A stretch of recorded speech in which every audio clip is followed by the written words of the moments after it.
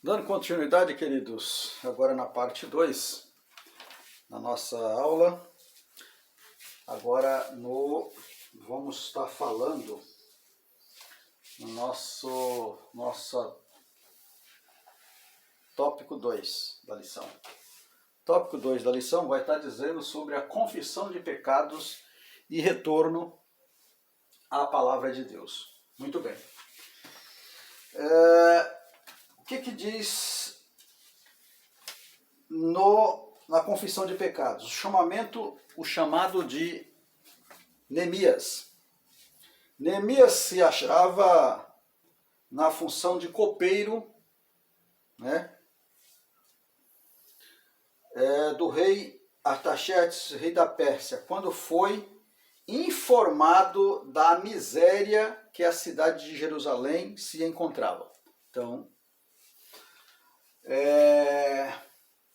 ele foi informado, né? Ele estava em uma posição de conforto, né? Nós vemos que ele tinha sido levado cativo, mas ele estava trabalhando na casa real e ele estava numa posição confortável, né? Mas ele ficou sabendo através do seu irmão, que leva a notícia, e ele ficou sabendo que a cidade estava em ruína. O templo tinha sido reconstruído, mas a cidade estava em ruína. Os muros estavam todos detonados, né? Os sepulcros dos seus pais estavam destruídos. E ele coloca na sua mente, no seu coração, o desejo de reconstruir aquela cidade. Ele apenas um copeiro. Muito bem. Aí no seu chamado, ele percebendo isso, o que acontece? Ele toma uma atitude. Ele toma a atitude diante da situação. Então, diante da situação, ele toma a atitude. Qual foi a atitude, irmão Edson, que Neemias tomou? A Bíblia vai falar que ele coloca no seu coração o desejo de reconstruir, e aí ele vai para o joelho. Pois é. Ele vai orar. Ele vai orar a Deus. A Bíblia vai falar lá no livro de Neemias, no capítulo de número 1 e o versículo de número 3, que ele orou por 4 meses para falar com o rei. Ele orou por 4 meses. Qual era a oração? A oração de Neemias era uma oração de lamentação, falando para Deus a situação na qual ele estava, na qual estava passando aquela Jerusalém. Era lamentos. E perante isso, ele foi concedido pelo rei. Não? A Bíblia vai falar que ele, num determinado dia, ao servir a mesa, o rei percebe o seu semblante e faz a pergunta para ele por que ele estava triste, o seu semblante. Certamente não era normal. Tá certo? E é assim. É assim que acontece comigo, é assim que acontece com você, é assim que acontece com todos os cristãos e todas as pessoas quando está triste. Então, quando estamos tristes, nós precisamos de um meio para nos animar. Qual o meio que o cristão encontra para animar? Falar com Deus. Como Neemias foi falar com Deus sobre a situação. Né? E perante isso, ele tomando essa atitude, nós precisamos, amados, tomar atitude diante das situações. Nós estamos vivendo num meio de situações tenebrosas, muitas das vezes, terríveis. E nós não podemos nos curvar diante de situações. Nós temos que tomar atitudes. Atitudes. Temos que tomar atitudes. Foi assim que Neemias fez. Muito bem. Perante a atitude, nós vemos no subtópico 2, vai falar sobre confissão de pecados. E ele começa a dizer que ele na sua oração, ele fala para Deus, na confissão de pecado, ele fala que Israel e ele, pode ver que ele vai falar Israel e eu pecamos. Ele fala que eu também pequei. Não é só Israel, não é só tu, não é só a igreja, mas eu também me coloco na condição de pecador. Ou seja, todos. Quando ele faz essa oração, ele lamenta, ele se coloca na condição também de errado. Ah, meu amigo, ah, meu irmão, Deus compadece. Tá certo? Deus se coloca presente na causa, na igreja, no meio do seu povo, todo o povo reunido numa só atitude, num só propósito, querendo buscar a sua face e a sua presença. Deus age, Deus se manifesta. Tá certo, amados? E todos nós corrompemos contra ti, e não guardamos os mandamentos, nem os estatutos, nem os juízos que ordenaste a Moisés. Teu servo, ele fala para Deus na sua oração. Olha, Senhor, todos nós, sabe aqueles mandamentos que tu disseste para Moisés? Pois é, estamos aqui fazendo de conta que estamos te servindo, que estamos cumprindo, que estamos guardando, quando na verdade nada disso está acontecendo. Agora eu me coloco diante de ti, Senhor, neste momento, e eu confesso isso. Tu sabe, mas eu quero falar com a minha boca, quero confessar que nós estamos nesta situação. Pois é, a Bíblia diz que depois dessas orações, de 4 meses nessa lamentação, Deus abre a condição no coração do rei Artaxerxes para que ele, Neemias, fosse a Jerusalém. E mais importante que eu vejo nessa leitura é que quando o rei pergunta o tempo, ele fala lá que o tempo era indeterminado. Não exatamente com essas palavras, mas ele vai dizer que o tempo era o tempo que fosse necessário para a reconstrução dos muros. Tá certo? Pois é, amados, é assim que Deus faz. Muito bem.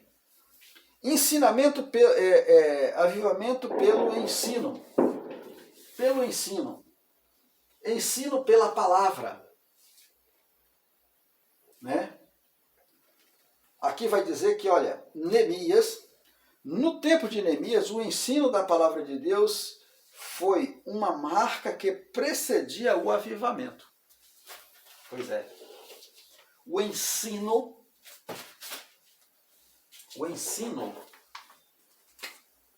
aqui, ó, pela palavra precede o avivamento. Vem antes do avivamento. A palavra antes, precede o avivamento. Não adianta eu querer ser avivado, não adianta a igreja querer ser avivada, nós queremos ser avivado, mas eu não leio, eu não oro, eu não busco o Espírito Santo,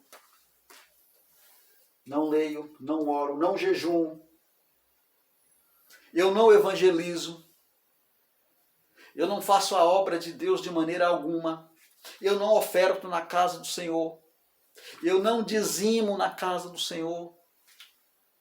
Pois é, Tudo isso faz parte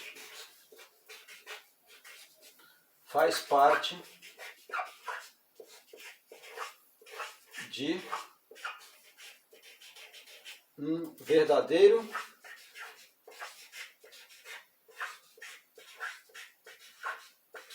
avivamento.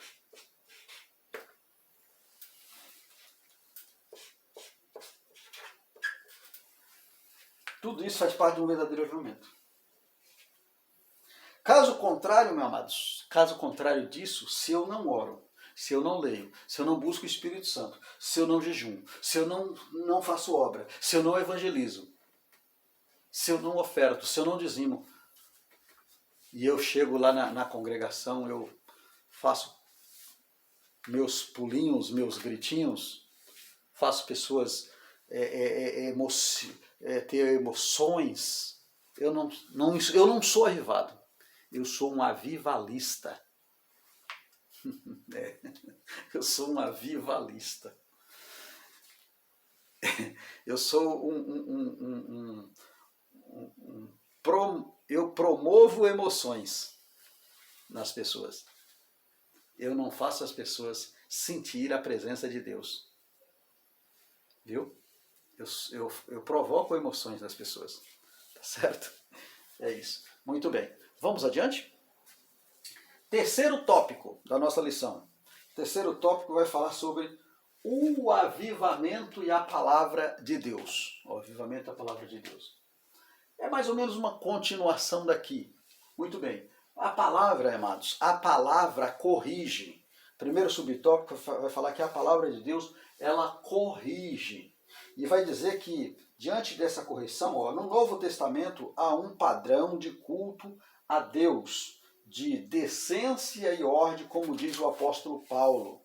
Que farei, pois, irmãos, quando vos ajunteis, cada um de vós tem salmos, tem doutrina, tem revelações, tem línguas, tem interpretação, faça de tudo para a edificação do corpo, a edificação da igreja. Todas essas coisas.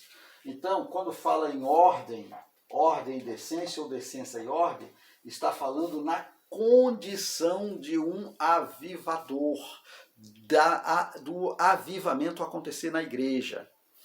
Eu não posso fazer as coisas em desordem de qualquer maneira. Tem decência e tem ordem na casa de Deus. Quando fala isso aqui, essa decência vem desde a liturgia do culto, da maneira de adorar, até a transcendência, né, do ápice da presença de Deus. Porque não podemos dizer que estamos na presença de Deus e não ter noção do que está acontecendo à nossa volta. Não é assim. Tá certo? Muito bem. Olha o que diz aqui, olha a lição. Veja que o que marca essa ocasião apostólica não é o exibicionismo espiritual ou mero emocionalismo. Viu? Exibicionismo espiritual. Né? O que marca a correção desta palavra e a decência e a ordem no culto não é a situação de eu me exibir, de eu ter uma exibição espiritual, mostrar que sou avivado, não. Mostrar que sou que eu venha provocar uma emoção nas pessoas, como eu expliquei aqui. Se eu não sou uma pessoa que tenho intimidade com a palavra, com a Bíblia, com a palavra de Deus, eu não consigo viver isso, viver ordem e decência no culto. Eu sou um avivalista e não um homem avivado. Uma mulher avivada, um obreiro avivado. Aquele que diz que é avivado, mas pratica como falamos no início do culto, temos mal prática, coisas que não agrada, que desagrada a Deus, eu sou um avivalista e não sou avivado. Certo? Muito bem. O que é que diz no livro de Romanos, no capítulo 12, e o versículo 1 e o versículo 2? Vamos ler? Romanos, capítulo de número 12, versículos 1 e o versículo 2. Diz assim, olha, rogo-vos, pois, irmãos, pela compaixão de Deus, que apresentei o vosso corpo em sacrifício vivo, santo e agradável a Deus, que é o vosso culto racional. Ou seja, um culto com raciocínio. Isso aqui fala de ordem, fala de decência. A apresentação com raciocínio. Isso aqui é o culto racional.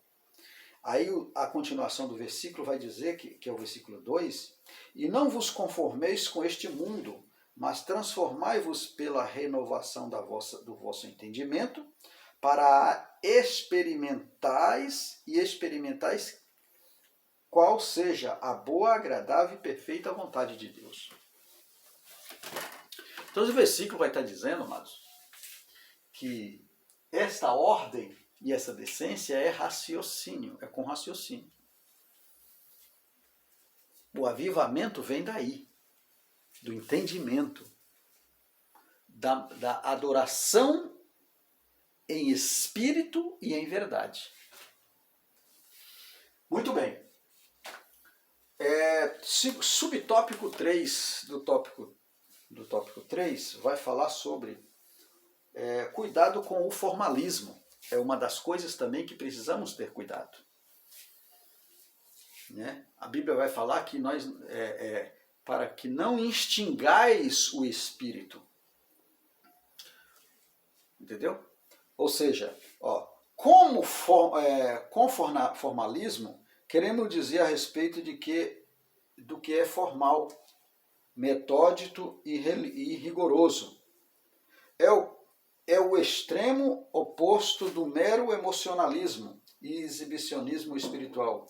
É verdade que não é errado observar regras,